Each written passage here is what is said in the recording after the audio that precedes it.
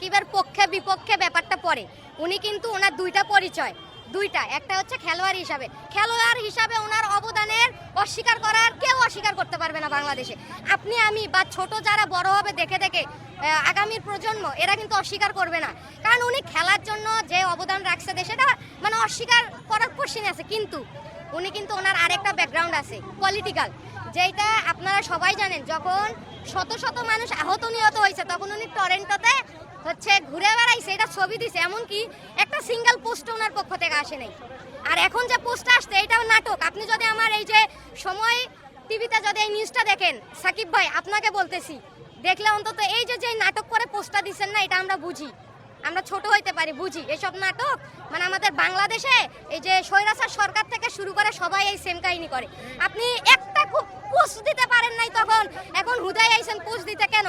আর যারা এই গ্রাফিতিটা মুছতে আসতেছেন বা নতুন করে, এই গ্রাফিতি হওয়ার আগে আপনারা কোথায় ছিলেন? তারা এর আগে আসতেন দালালি করতে যে না আমরা সাকিব ভক্ত, এখানে কোনো কিছু ছিল না, তার সম্পর্কে সুন্দর করে লিখবো, তখন আসতেন। এই গ্যাঞ্জামটা হতো না, ঝামেলাটা হতো না। কিন্তু যখন জুতা গালে গালে পড়লো তখন কেন নতুন করে আসলেন ভক্তগিরি দেখাইতে? ভক্ত আমরা খেলার ভক্ত, কিন্তু মানুষ হিসাবে ওনারা আমরা ভক্ত না, কেউ ভক্ত না।